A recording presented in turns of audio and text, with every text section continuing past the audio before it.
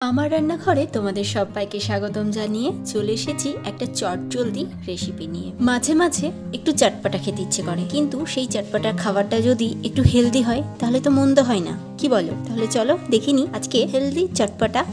সারা রাত ধরে ছোলা কলাইটা ভিজিয়ে রেখেছিলাম আর শুধু নর্মাল দিয়ে একটু সেদ্ধ করে নিয়েছি। কড়াইয়ে তেল গরম করে নিয়েছি। তেল কিন্তু খুব বেশি দিইনি, যেহেতু খাবারটা হেলদি বানাবো। দিয়ে দিলাম 1 চিমটে মতো গোটা জিরে, তারপরে গ্রেট করে রেখেছিলাম আদা, সেটাও দিয়ে দিলাম 1/2 চামচ মতো, আর অর্ধেকটা দিয়ে দিলাম টমেটো।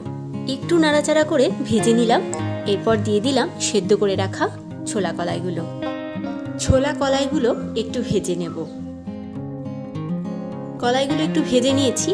এবার অ্যাড করব কিছু শুকনো গুঁড়ো মশলা। 1/2 চা চামচ করে দিয়ে দিচ্ছি জিরে গুঁড়ো, ধনে গুঁড়ো, গোলমরিচের গুঁড়ো, একটু কাশ্মীরি লাল লঙ্কার গুঁড়ো আর স্বাদ মতো নুন।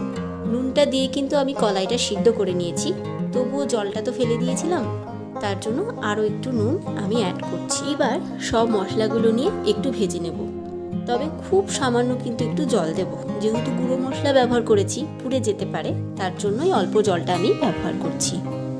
জলটা দিয়ে একটু নাড়াচাড়া করে নিলাম। দেখো জলটা কিন্তু এখন শুকিয়ে গেছে।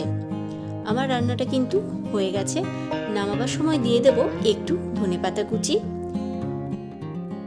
আগেই বললাম যেহেতু চটপটা বানাবো, তার জন্য একটু দিয়ে দিলাম পাতিলেবুর রস আর দিয়ে দিলাম অল্প সামান্য বিট নুন। কিন্তু এটা 3rd টাইম নুন দিলাম।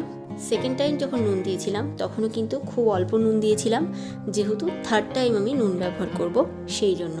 আর বিট নুনটা ব্যবহার করলে কিন্তু একটু অন্যরকম খেতে লাগে, তার জন্য লাস্টে বেলায় আমি বিট নুনটা ব্যবহার করলাম। আজকে চটপটা রেসিপিটা কিন্তু রেডি। খুব সহজ না, খুব কম টাইমেই কিন্তু এই রান্নাটা বানিয়ে নেওয়া যায় এবং হেলদিও। তাহলে আজকে এখানেই শেষ করলাম, আবার দেখা হচ্ছে নেক্সট কোনো রেসিপি নিয়ে।